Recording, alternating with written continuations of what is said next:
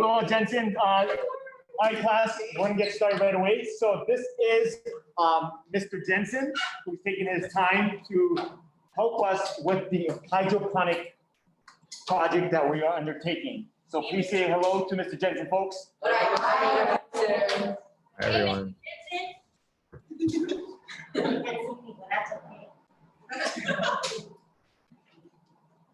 right, I think we're ready to go. Okay. Let me share the screen. Can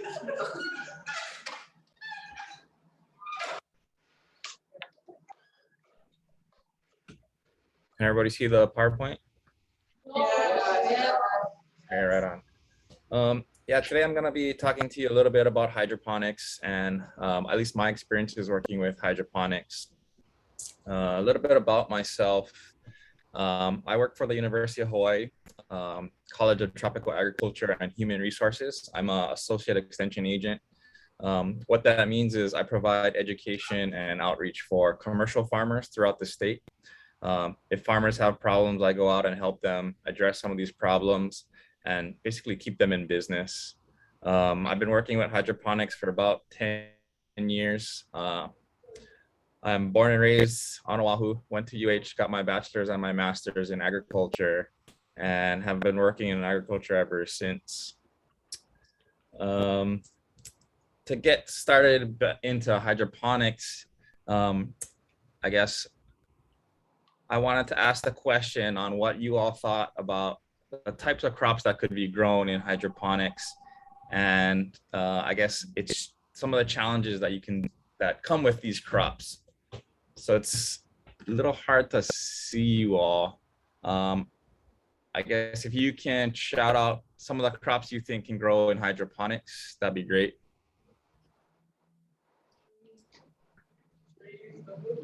Okay, guys, so once again, if you're going to speak, please come up by the microphone so you guys can speak as well.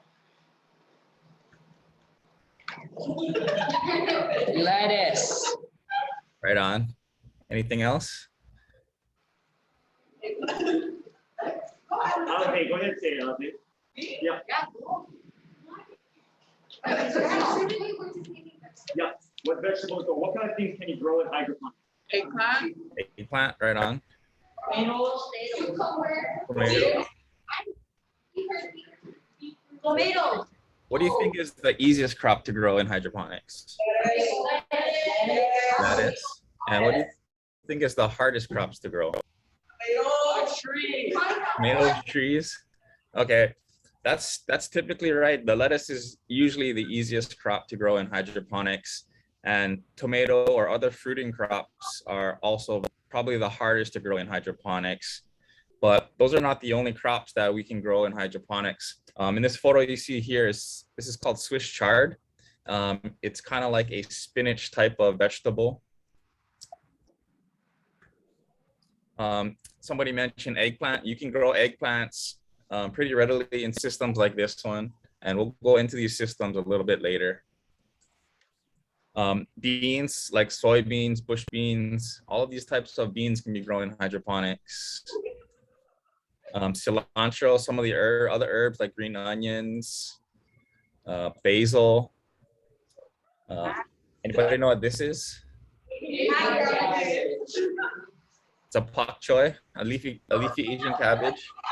There's some other ones like kai choy and choy sum that can also be grown in these particular hydroponic systems. And then we're not going to be talking too much about it today, but there's some crops that can be grown in aquaponics, which is a type of hydroponics. So you can grow taro for the leaf, rice. You can grow potatoes, sweet potatoes, regular potatoes. Cucumbers can also be grown in hydroponic systems. Watercress. Not too common here in Hawaii because it's a little warmer here than the US mainland, but strawberries can be grown. This is grown at our research station in Waialua. Nice sized strawberries being grown in hydroponics.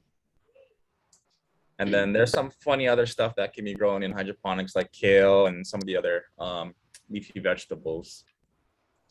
But yes, lettuce is probably the easiest to grow out of all the vegetable crops. There's the least amount of pests usually. It's the fastest to grow, takes about a month to grow. And it's something that more people want to eat. So it's a little bit easier to turn over when it comes to vegetable production. Mhm. So I was told that you guys got a lesson in hydroponics. You got some of the basics down. So maybe somebody can tell me what is hydroponics? A quick sentence on what hydroponic means to them.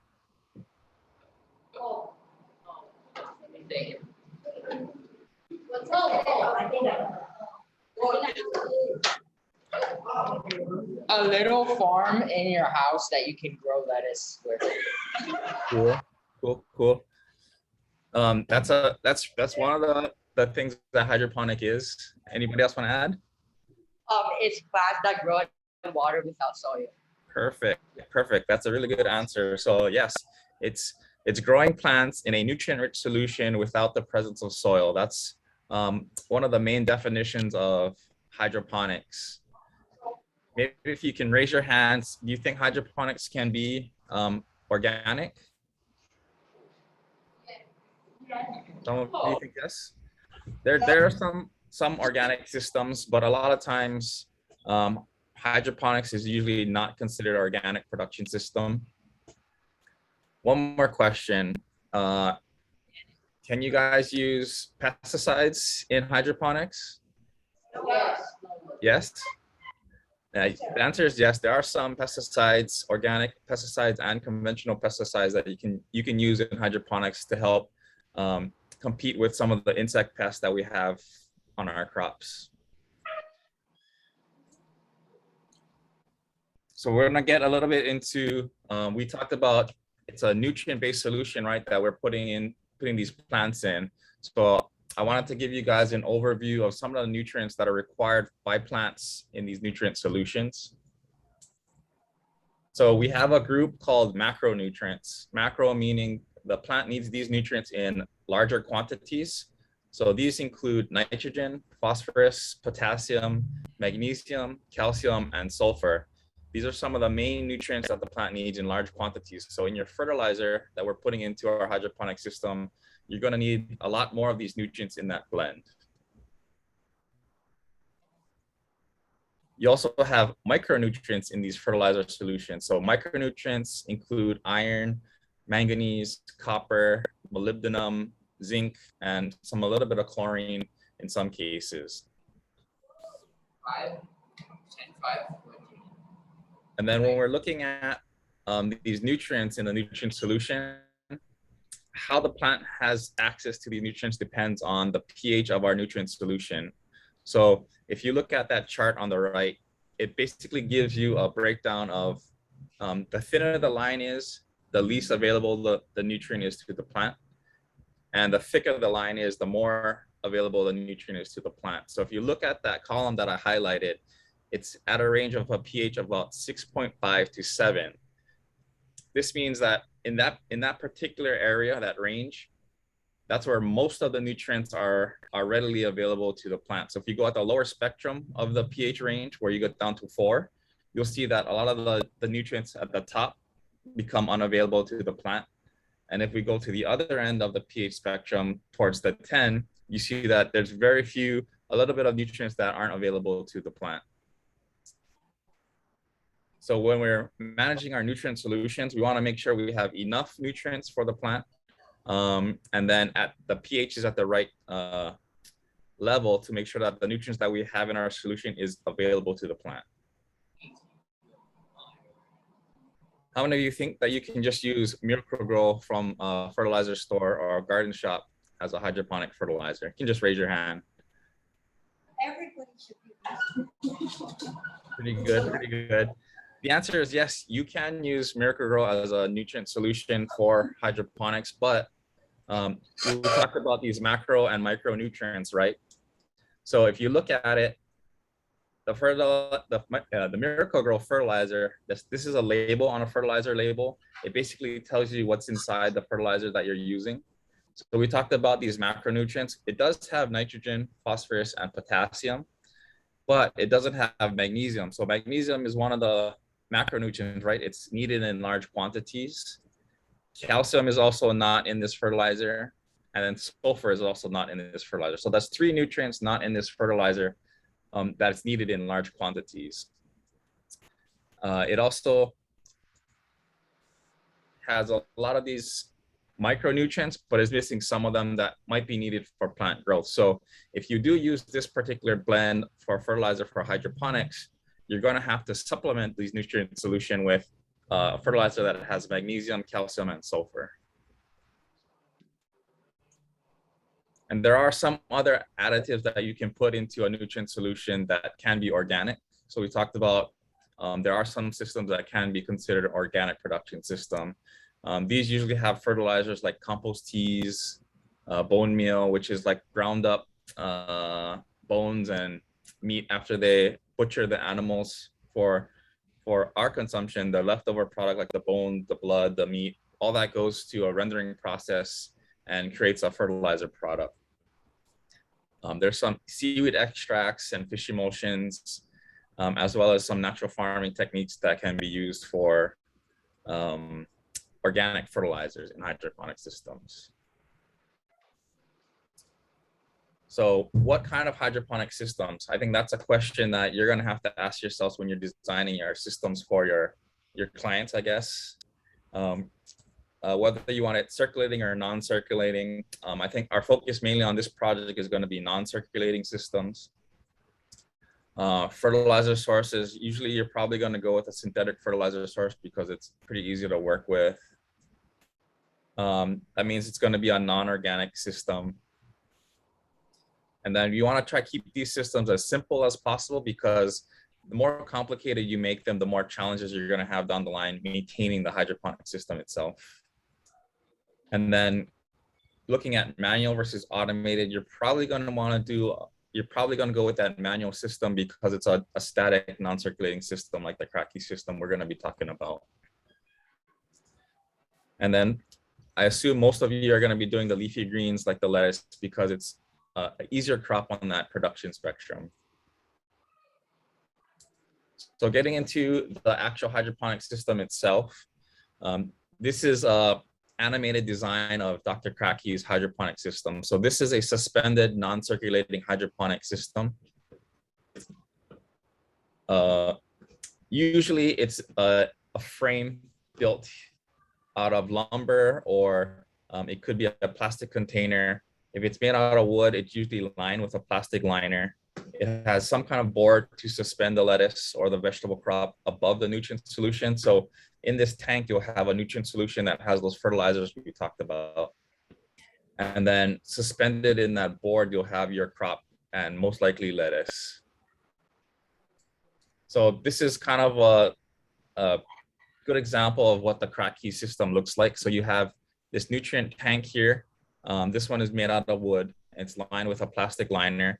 It has a styrofoam, I think it's expanded polystyrene styrofoam board. It has holes drilled into the board. It has these 2-inch net pots, which hold the seedlings inside.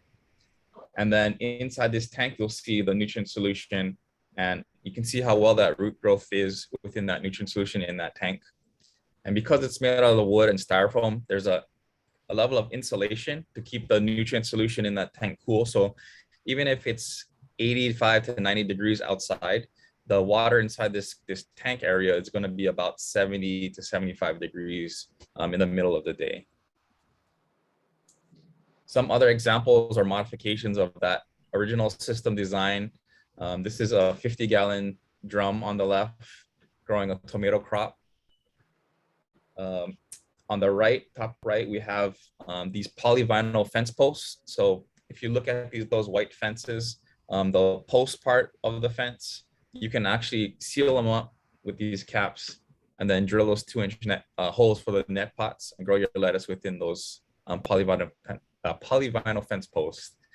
And then this center picture shows a food grade system. So the the liner we use for this particular bed is a low density polyethylene liner. So it's a food grade liner that can be cleaned and sanitized after each production system. And then this board on top is actually made out of cutting board materials.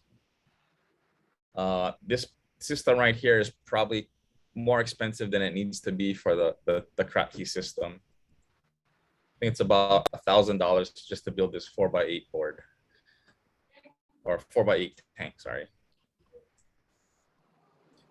And then you can get as small as you want with these Kratky systems. So usually when I work with elementary schools, we'll have them bring in 1 gallon milk jugs, and then we'll cut the top off the milk jug, and then they can plant their seedlings in the milk jug. And usually it takes about 1 gallon of water per head of lettuce. So 1 milk jug will be able to grow about 1 head of lettuce. I've also worked with other territories of the United States. This is the Northern Marianas. With them, we made some small systems, and they had some pre-manufactured systems. So this is a 5 gallon bucket on the right with these covers that have a net pot built into it. We planted tomatoes in these buckets. And then this is a larger tank system where it's about 2 feet wide by 2 feet deep and 8 feet long.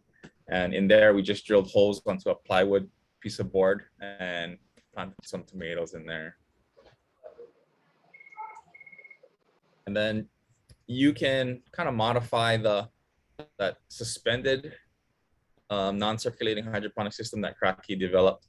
And instead of having the foam board suspended on top of the tank, the board can actually float because it's made out of styrofoam. It can float directly on the water. And as the crop grows, it'll follow the water down. So here's just some other examples of how that system would work. And the benefit to this floating raft system versus that suspended system is that because it's in direct contact with the water, you can continuously plant and harvest at any time. If you're growing a suspended system, we'll go back to that one. As the water goes down, the roots follow that water down as the water level goes down. But if you were to harvest 1 head of lettuce and try to replant that, you're not going to have any roots touching that water. So you're not going to be able to plant a new crop during that period. You're going to have to plant and harvest one time versus these floating raft systems. You can plant once a week if you wanted to. So this is an example of a weekly planting. So there's 4 foam boards on this 4x8 tank. This board over here on the right is harvestable, and the board on the left was just recently planted. So every time you harvest, you take this board, you move it to this end, and you plant a new crop, and then you push the boards down. So you're harvesting at one end and planting at one end, and you can continuously plant and harvest from the same production system. And then to touch a little bit on seedling production, this is the most important part of the process, I think, is making sure you have strong seedlings to go into your hydroponic system. And there's a whole bunch of different methods of starting your seedlings. So on the left, we have an oasis tray. So this is kind of like a styrofoam material that holds water and allows the roots to grow from the seedlings. Each one has a little hole inside. You would drop 1 seed in each hole. The cheaper and more common route for seedling production is to use seedling trays like the one at the top right and the bottom right. And basically you would plant your seeds into potting media in a seedling tray, and then you take that and put it into a 2-inch net pot. And some of the farmers I work with, they do these community trays. So they just basically throw a whole bunch of seeds in a tray for about a week. And then after that 1 week, after they've all come up, they take that and they transfer it to a net pot and plant each one into a net pot. And that goes into the hydroponic system. And then lastly, to go over some of the issues that you're probably going to see when it comes to hydroponics is, I think, aphids is going to be a big issue when it comes to hydroponics. White flies is another one. if you're going to be planting cabbages like the pak choy or the kai choy, you might see caterpillars that will be feeding on it. But for the most part, there's not too many pest pressures with the leafy vegetables. But if you do see some of the pests like whiteflies and aphids, some of the safer things that you can use to control them might be insecticidal soap. So it's basically soap water, and you basically have to spray that on the body of the insect. And what that does is basically suffocates them. As insects breathe through their body, they don't have a nose to breathe through. So if you spray that on their body, they'll tend to suffocate and die. And you have to do that about every week. Spray it once every week. But that's it for this formal presentation side of it. But I'd love to have any questions from you, or any comments you have regarding the hydroponic presentation. Any questions? Mr. Uyeda, question for you. Yes. So with the classroom that you see, Mhm. students are going to start next week with germinating their seedlings. Okay. Is it important to keep the windows open overnight or in the weekends, or do you think that it should be okay for the students to do that? Or do we have to keep their fans running in the classroom at least?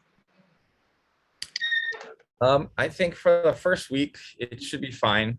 I assume the classroom has fluorescent lighting. The windows itself won't affect the seedling production. I think it's mostly the lighting. So you want adequate lighting to get good seedling production. Okay, because I know we got grow lights ready to go. Okay. So, once they get into the plant stage, Mhm. does it need airflow within the classroom, or because the windows are going to be closed on during the evenings and the weekends? I would say, depending on how hot your grow lighting gets, it's mostly just to cool down the lighting itself, so you're not burning the seedlings from the heat. But as far as airflow, you shouldn't have an issue with airflow growing the seedlings under the lighting. Other questions that you guys have, guys?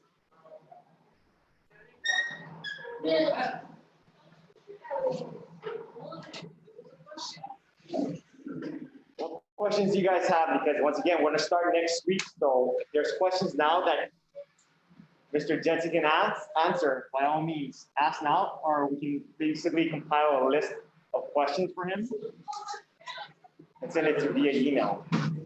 So anybody has anything that you guys wanted to ask? Oh. Do you have any tips for growing like strong, healthy plants? Yes. I would say make sure you have adequate nutrition for the plant itself. So we talked about earlier about the macro and micronutrients, right? Making sure it has enough water. So for your seedlings, you want to make sure that they don't dry out. When you look at that cracky system, the benefit of that cracky system is you don't have to add oxygen. A lot of that oxygen in that system is going to come directly from the water you put in the tank. So as you fill up with water, there's oxygen inside the water. The plant will use that oxygen from that water to grow. And that's the benefit to that first suspended system where you develop that gap. The plant roots will actually develop oxygen breathing surfaces on that root in that air gap. So you don't have to aerate the tank water like some of the other hydroponic systems. But I think those are the three main things: is making sure the nutrients are right, you have enough water for the seedlings, and then having enough sunlight, I think, is also important for once it's inside the system. Any other questions, folks?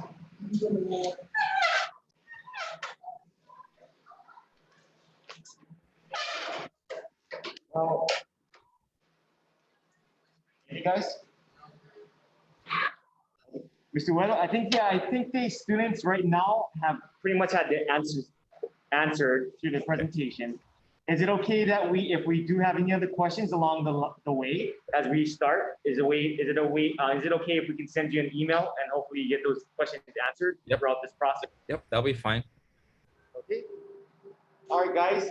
As we prepare for the next, I'm gonna end this session now because the students are gonna be getting ready for their next specific period. So, students, what do you guys say to Mr. Jensen? Thank you guys for having me. All right. Thanks again, and you have enjoy the rest of your day and weekend. You too. Thank you guys. See you later.